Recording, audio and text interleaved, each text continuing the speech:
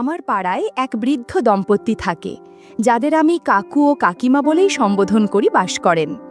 তাহাদের একমাত্র পুত্র সন্তান কর্মসূত্রে দূর দেশে বাস করে এবং বছরে একবার মা বাবার সাথে দেখা করতে বাড়ি আসে। বেশ কয়েক মাস আগে কাকু অসুস্থ বোধ করার সময় কাকিমা আমায় তাহার রক্তচাপ পরীক্ষা করার অনুরোধ করলেন। আমি আমার যন্ত্র দুটি নিয়ে তখনই তাদের বাড়িতে গেলাম। ওই সময় বাড়িতে কাকু ও কাকিমা ছাড়া তাদের বাড়িতে রান্নার কাজে নিযুক্ত এক যুবতী বউ উপস্থিত ছিল। বাড়ির কর্তার অসুস্থতা এবং তাহার রক্তচাপ পরীক্ষা হবে জেনে ওই মেয়েটিও কাজ বন্ধ রেখে কাকুর ঘরেই দাঁড়িয়েছিল। আমি ওই মেয়েটিকে প্রথম দেখে চমকে উঠেছিলাম। মেয়েটি যথেষ্ট লম্বা, ফর্সা এবং শরীরের কোনো অংশে একটুও বাড়তি মেদ নেই। মেয়েটি যথেষ্টই সুন্দরী, যেটা ওদের সমাজে সহজে দেখাই যায় না। মেয়েটি সালোয়ার কুর্তা পরিহিতা আর একটা নেটের ওড়না জড়ানো, যার ভেতর দিয়ে অনেক কিছুর উপস্থিতি জানান দিচ্ছিল। সব মিলিয়ে মেয়েটির নিজস্ব একটি আকর্ষণ ছিল এবং সে যেন ঘরটিকে আলো করে রেখেছিল। কাকিমা ভাবছিল আমি বোধহয় মেয়েটির সৌন্দর্য ও নবযৌবন দেখে তাকে তাদেরই কোনো নিকট আত্মীয় মনে করেছি। তাই তিনি মেয়েটির সাথে আমার আলাপ করিয়ে দেবার জন্য বললেন, এ রূপশ্রী আমাদের বাড়িতে রান্নার কাজে নিযুক্ত। রূপশ্রী খুব ভালো মেয়ে, ওর 8 বছরের একটি ছেলে আছে। রূপশ্রী আমায় 2 হাত তুলে নমস্কার জানিয়ে মিষ্টি সুরে বলল, দাদা ভালো আছেন তো? আমিও তার অভিবাদনের জবাব দিয়ে বললাম, হ্যাঁ গো, ভালো আছি। তুমি ভালো আছো তো? আমি ভেবেছিলাম রূপশ্রীর বয়স মেরে কেটে 20 থেকে 22 বছর হবে এবং হয়তো 1 বা 2 বছর আগে তার বিয়ে হয়ে থাকবে। কিন্তু যখন সে 8 বছরের সন্তানের জননী, তার অর্থ অন্তত 10 বছর আগে তার বিয়ে হয়ে থাকবে এবং বর্তমানে তার অন্তত 30 বছর বয়স হবে। অথচ এখনও রূপশ্রীকে দেখে 20 বছরের নবযৌবনের মতোই রেখেছে। সারা দিন ধরে ঘরের কাজ এবং বাচ্চা সামলানোর সাথে বাড়ি বাড়ি রান্নার কাজের পরিশ্রমের মাধ্যমে সে নিজেকে কি সুন্দরভাবে ধরে রাখতে পেরেছে। কাকুর রক্তচাপ পরীক্ষা করার সময় আমার দৃষ্টি যন্ত্রের দিকে থাকলেও মনটা কিন্তু রূপশ্রীর মিষ্টি মুখেই আটকে ছিল। যাই হোক, পরীক্ষা করে কাকুর রক্তচাপ মোটামুটি স্বাভাবিকই দেখলাম এবং কাকিমাকে সে কথা জানিয়ে দিলাম। আমি সবেমাত্র রক্তচাপ মাপার যন্ত্রটি তুলে রাখতে যাচ্ছি, তখনই আমার কানে রূপশ্রীর কথা আসলো। রূপশ্রী আমায় বলল, দাদা আপনাকে একটা অনুরোধ করব, আপনি কি আমার রক্তচাপ একটু পরীক্ষা করে দেখবেন? আমার রক্তচাপ প্রায়শই ওঠানামা করে, তাই ডাক্তারবাবু আমায় অন্তত 1 দিন অন্তর পরীক্ষা করিয়ে নেবার পরামর্শ দিয়েছেন, কিন্তু আমার পক্ষে কাজের চাপে সেটা সম্ভব হচ্ছে না। রক্তচাপ পরীক্ষা করার সুবাদে রূপশ্রীকে স্পর্শ করার সুযোগ পাব ভেবেই আমার মনে অদ্ভুত আনন্দ হচ্ছিল। আমি রূপশ্রীকে বললাম, হ্যাঁ কেন করব না, এসো তুমি আমার পাশে বসো, আমি এখনই দেখে নিচ্ছি। রূপশ্রী আমার পাশে বসে ফিস করে বলল, কি দেখবেন? আমার আর কি দেখতে চান? রূপশ্রীর কথা শুনে আমি চমকে উঠলাম। ততক্ষণে কাকু ও কাকিমা দুজনেই পাশের ঘরে চলে গেছেন। আমি রূপশ্রীর দিকে তাকালাম। তার চোখে আমার প্রতি একটা অদ্ভুত আকর্ষণ দেখতে পেলাম। রূপশ্রী আমার সামনে তার একটা হাত এগিয়ে দিল এবং আমায় তার কুর্তার হাতা গুটিয়ে দিতে অনুরোধ করল।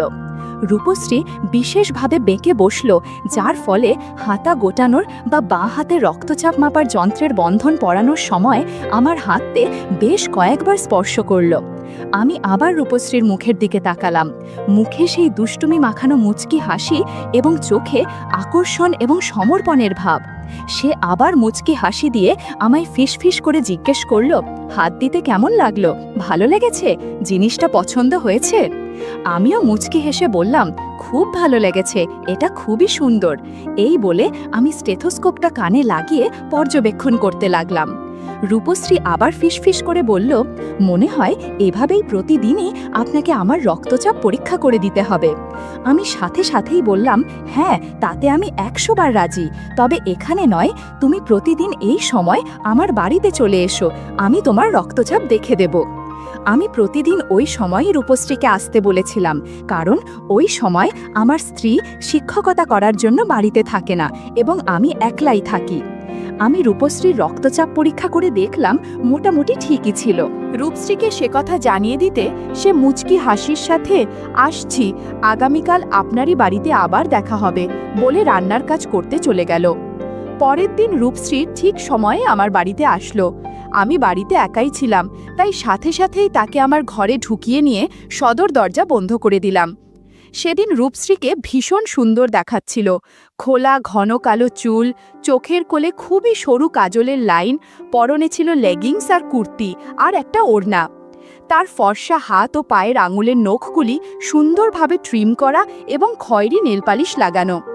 আমি রক্তচাপ মাপার যন্ত্রটি খুলে ওর হাতে বাঁধছিলাম আর পরীক্ষা করছিলাম। রূপশ্রী মুচকি হেসে বলল, দাদা, ওইভাবে চাপ দিলে তো আমার রক্তচাপ আরও বেড়ে যাবে। আমিও মুচকি হেসে বললাম, সমস্যা নেই, আমি ঠিক করে দিব। রূপশ্রী আমার কথার জবাবে মুচকি হেসে বলল, হ্যাঁ, সেটা আমি টের পাচ্ছি। আমি দেখলাম রূপশ্রীর রক্তচাপ ঠিকই আছে। গতকালও তো রক্তচাপ ঠিকই ছিল। আমি তাকে এই কথা জানাতে সে হেসে বলল, ঠিক আছে দাদা, আমি আগামীকাল আবার এই সময় রক্তচাপ পরীক্ষা করাতে আসব। এই বলে রূপশ্রী ওই দিন চলে গেল। পরের দিন সকালে রূপশ্রী আবার আমার বাড়িতে এলো। সেদিন তার পরনে ছিল লেহেঙ্গা। আমি জীবনে এই প্রথমবার কোনো লেহেঙ্গা পরিহিতা কাজের মেয়েকে রান্নার কাজে আসতে দেখলাম।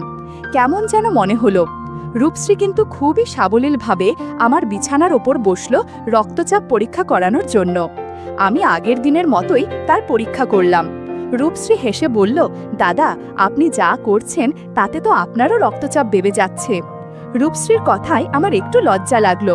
রূপশ্রী আবারও ইয়ার্কি করে বলল, ছেড়ে দিন দাদা, আমি তো দেখেই ফেলেছি, তাই আর লুকাতে হবে না। না, ওই দিনও আমি রূপশ্রীর রক্তচাপে কোনো অসঙ্গতি পাইনি। আমি বললাম, আচ্ছা রূপশ্রী, তোমার পরিবার সম্পর্কে কিছু বলো। রূপশ্রী বলল, দাদা, 10 বছর হলো আমার বিয়ে হয়েছে। বিয়ের 2 বছরের মাথায় আমার ছেলে জন্মেছিল। আমার স্বামী বাহিরে অন্য শহরে কাজ করে এবং বছরে 1 বার বা 2 বার বাড়ি আসে। তখন ওই কদিন আমি স্বামীর সঙ্গ পাই। বর্তমানে আমার 30 বছর বয়স।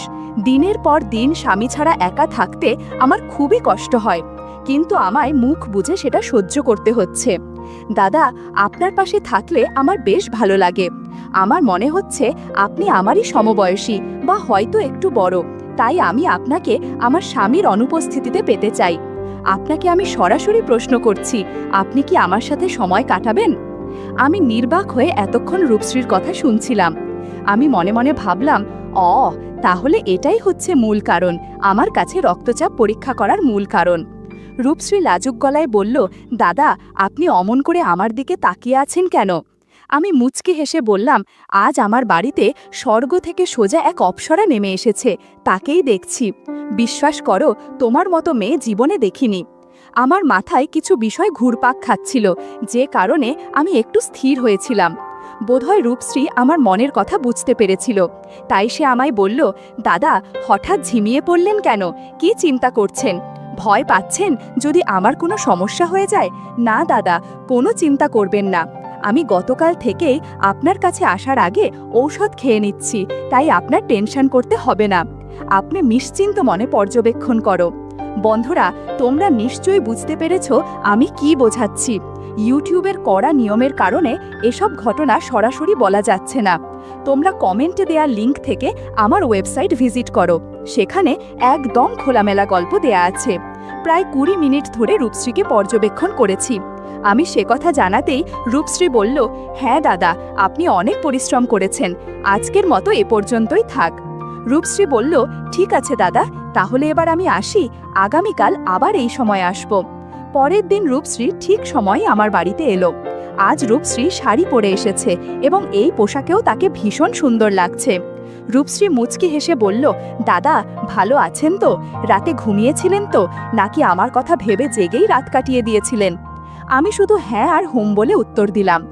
আগের দিনের মতোই আমি ওর পর্যবেক্ষণ করতে লাগলাম। বাড়িতে আমার স্ত্রী না থাকায় বেশ সুবিধা হচ্ছিল। এদিকে রূপশ্রীও সময় কাটানোর জন্য আমার মতো একজন ডাক্তার পেয়েছে, যে তার স্বামীর উপস্থিতি বুঝতে দেয় না। দিনের পর দিন এভাবেই চলতে থাকে পর্যবেক্ষণের কাজ। বন্ধুরা, ইউটিউবের গল্পগুলো শুনে মজা না পেলে আমার ওয়েবসাইটে দেয়া গল্পগুলো শুনতে পারো। সেখানে প্রতিদিন খোলামেলা গল্প আপলোড করা হয়। কমেন্টে ওয়েবসাইটের লিংক দেয়া আছে।